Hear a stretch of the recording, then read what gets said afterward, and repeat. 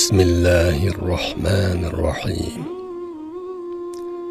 En güzel maqtaşlar ve en isil medhiyeler alemlerin yaratquchisi ve yegane Rabbi bolgan Allah Ta'alaga xosdir.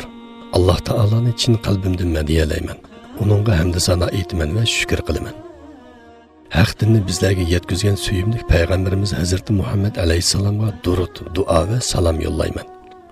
Onun aile tavabatlariga, sahabilariga ve ta qiyomatgacha uning yo'lida mangadigan musulmon qarindoshlarga baxt saodat tilayman. Assalomu alaykum va rahmatullohi va barakatuh. Tövəndə hörmətli oqurmanlarimizning diqqətiga Baxt Saadətning 40 retsipti nomli kitobimizni o'qishni davomlashtiramiz. 13-retsip Har ishda umidvor bo'ling. Umid dilni rohatlantiradigan, ko'ngilni shod qiladigan, irodani kuchaytiradigan, odamni ko'zlagan manzilga yetkazadigan sehrli narsadir.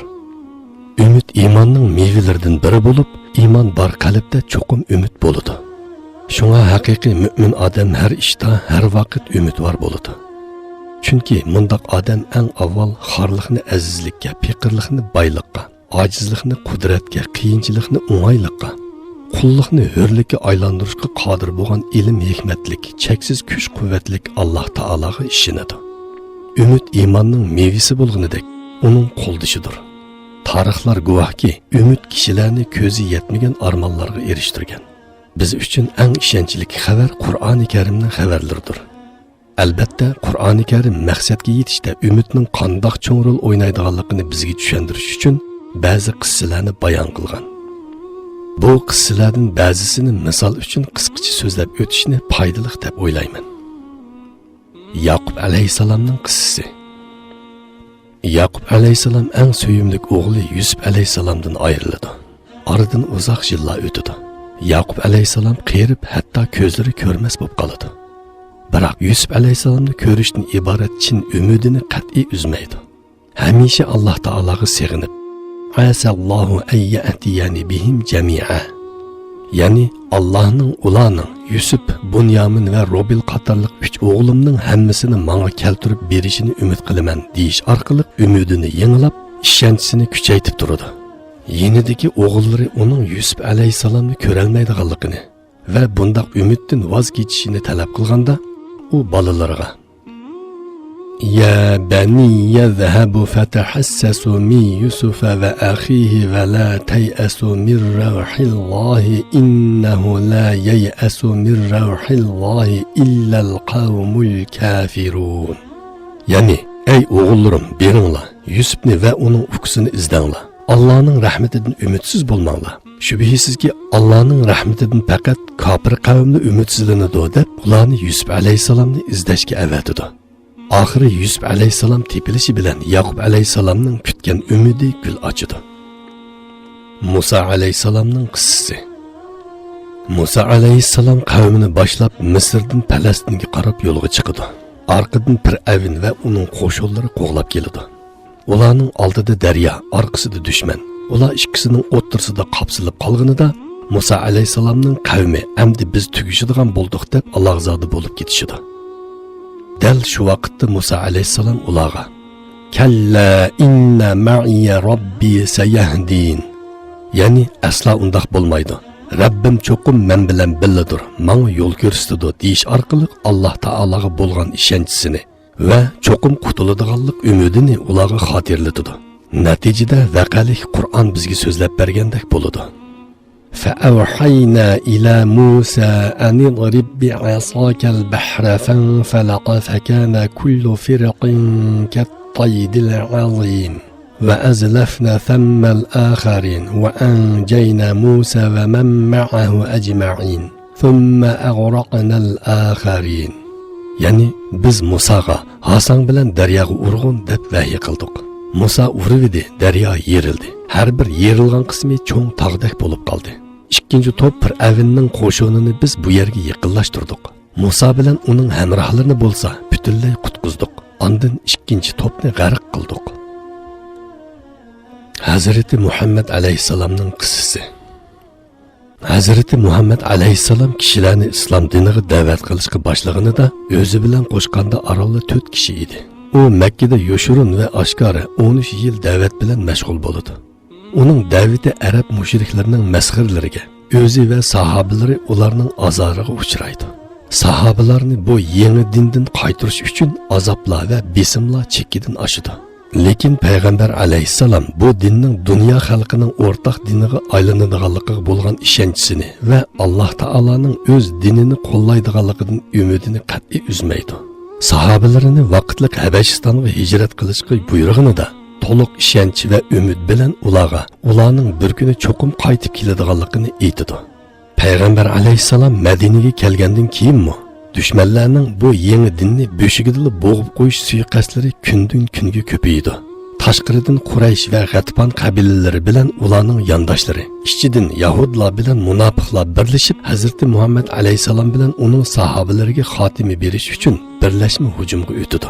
Bu vaqtda har kim o'z jinini qo'g'dab qilishdan boshqani o'ylamaydi.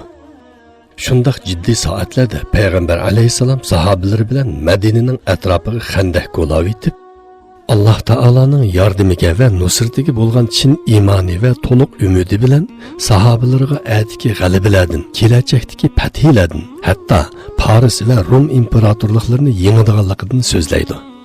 Musulmonlar uning so'zlaridan ruhiy ozuqlarini ilib, ishonch bilan ishlariga davom qiladi. Ammo munofiqlar bo'lsa, Muhammad kelajakdagi g'alabalardan so'z ochadi. Halbuki biz hozir o'z jinimizni mudofaa qilolmayotimiz deb uning va'dalaridan shaklanadi. Uni masxara qilishadi. Ammo Alloh taolaning va'dasi va payg'ambar alayhisalomning kutgan umidi uzun o'tmayla amalga oshdi. Musulmonlar ichki dushmanlarni tarmar qilgandan keyin Paris va Rim imperatorliklarini tarmar qilib, ularning ostida ezilgan xalqlarni insonlarga cho'qinishning xo'rligidan ozod qilib, bir Allohga e'tiqod qilishdek insoniy azizlikka va iymonning yo'riqligiga elib chiqdi. Hazrati Muhammad alayhisalom hamrohi Abu Bakr radhiyallohu anhu bilan Madinaga hijrat yo'lida bir g'orga kirib oldi. Arkasından qo'g'lab kelgan mushrik kuchlar ularning izini tepib oldi va g'orning oldida to'xtab, Muhammad cho'qim mushu joyda bu joydan boshqa yerga ketaligini yo'q. Agar u mushu joydan tepilmasa, ya osmonga chiqib ketgan yoki yerga kirib ketgan bo'ladi deyishganda, Abu Bakr qo'rqib ketib, "Ya Rasululloh, ular to'van tarafga shundaqla qarisi bizni tepib oladi" deganda, payg'ambar alayhisalom Alloh taolaga bo'lgan to'liq ishonchisi va ularning qo'lidan qutulishga bo'lgan chin umidi bilan uningga "La tahzan innalloha ma'ana", ya'ni g'am qilmag'in, Alloh biz bilan billadir deyish orqali Alloh taolaning yordami ularga mansub ekanligini va cho'qim nijotlikka erishtiradiganligini xotirlatadi. Natijada bu ikkisi mushriklarning changaliga tushmasdan Madinaga salomat yetib bordi.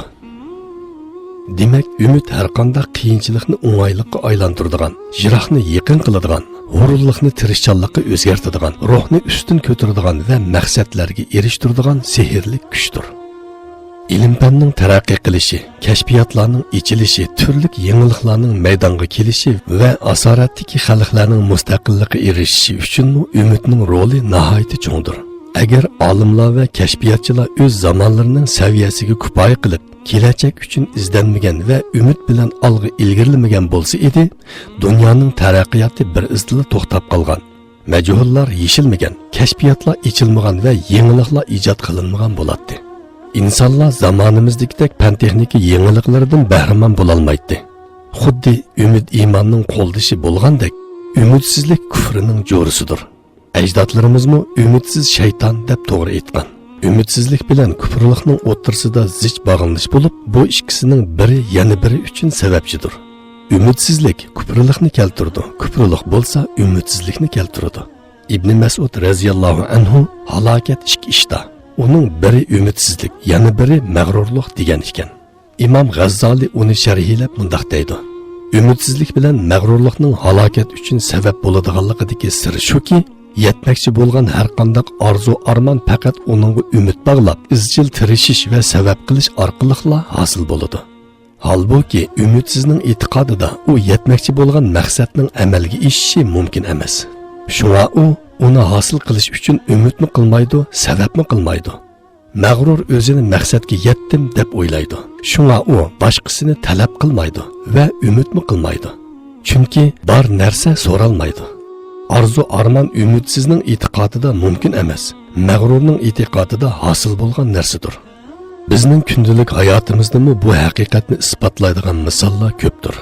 Masalan, o'quvchi imtihonda qozonish umidini yo'qotgan vaqtda u o'rganish, muzokara qilish, kitob, daftar, qalam, maktab deganlarning hammasidan zerikidi. Bular uning ko'ziga sat ko'rinadi. Chunki u qancha qilsa-mu baribir imtihondan o'tolmaydiganligini e'tiqod qiladi. Bundaq vaqtda uningga qilingan nasihat, tarbiya, munosib muhit, alohida xususiy darslarning hech biri foyda bermaydi.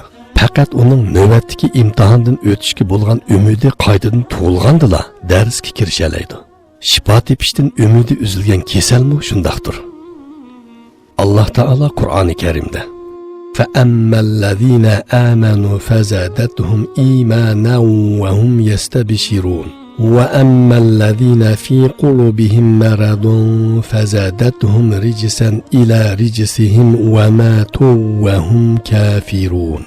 Yani müminlerge keladigan bolsak, düşürülgen her bir sure ularning imanını teximi küçeytdi. Ular bunundan söyünüp gitidi. Dillarida munofiqlik kesili balog'i keladigan bo'lsak, har bir oyatimiz ularning kufrligiga kufrlik qo'shdi. Ular kofir peti o'ldi. Chunki mu'minlar Alloh taolaning rahmatini, mag'firatini va yaxshilik ato qilishini umid qildi, yaxshi o'yda bo'ldi. Ammo munofiqlar bo'lsa Alloh taolaning rahmatidan, mag'firatidan va yaxshilik ato qilishidan umidini uzdi va yomon o'yda bo'ldi. Natija har ikki tarafning umidiga va o'y fikriga yarasha bo'ldi. Himmetiniz âli bolsun. Allama İbn Qayyum Cevziye mundaq degan. Âli himmetning odatdagi himmetlarga nisbatan ustunligi yuqori ufqda javlan qilgan qushning boshqa qushlardan ustunligiga o'xshash bo'lib, tövandagi qushlarga yetgan baxtsizliklar yuqori ufqdagi qushlarga yetmaydi. U yuqori ufqda qanchalik o'rlagan siri baloyi ofatlardan shunchalik yiroq bo'lganidek, qanchalik tövanlagan siri baxtsizliklar uni shuncha tez tepib oladi. İnsan hayatida himmetning roli nihoyat cho'ng bo'lib, kishilar oliy himmetning sharofati bilan ko'z yetmagan manzillarga yetadi. Buningga tarix guvohdir. Payg'ambarimiz Hazrati Muhammad alayhisalomning shonli tarixiga qaraydigan bo'lsak, oliy himmet natijalarining namunalarini ko'ra olamiz. Tarixshunoslarning nazarida bir ummatni barpo qilib chiqish ishi avloddan avlodga davom qilgan bir qancha 100 yillik izchil emgak qilishga muhtoj. Yani bir milletning aqidasini, axloqini tubdan o'zgartib boshqacha qilib chiqish ishi bir qancha asrlik izchil tarbiyaga muhtoj. Ammo Hazrati Muhammad alayhisalom islom ummatini barpo qilishdan iborat bu g'oyani chorak asrga yetmaydigan bir vaqt ichida amalga oshira oldi. Chunki payg'ambar alayhisalom oliy himmatlik, umidvor, qo'rqmas zot edi. Payg'ambar alayhisalomning hayotida tushkunlik, umidsizlik deydigan narsalar bo'lmagan. O kechining zulmatlarini iymonning nuri bilan, hayotini Qur'on oyatlari bilan yo'ritgan zot edi. Kabe'ga 360 but tisilgan, mushriklar Kabe'ni yalang'och tavob qilayotgan, insonlar haroqdan bosh ko'tarolmagan, kuchliklar ojizlarni bo'zaq qilayotgan, begunoh qizlar tirik turg'izib ko'milayotgan, kofirlar islom davlatining oldini to'sish uchun qo'lidan kelgan yomonlikning hammasini qilgan shu jahiliyat davrida payg'ambar alayhisalom bu vaziyatning cho'qim o'ngishiladiganligidan qilchi umidsizlanmagan edi. Yasir va Sumayyalar mushriklar tarafidan vahshiylarcha shahid qilingandimi?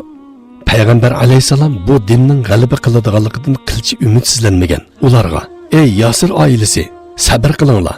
Sizlarning joyinglar jannatdir" degan. Payg'ambar alayhisalom Toiflik zolimlar tosh etib muborak putini qonitayotgan chog'dimi, kelajak g'alabadan qilchi umidsizlanmagan.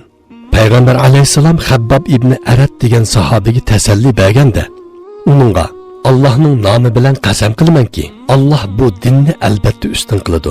San andin Hazramutga mangan yo'lovchi Allohdan boshqa hech kimdan qo'rqmay, qo'ylarini bo'ri yeb ketishdan qo'rqmay safar qiladigan bo'ladi. Lekin sizlar aldirab ketyapsizlar" degan so'zini to'lib toshgan ishonch bilan aytgan.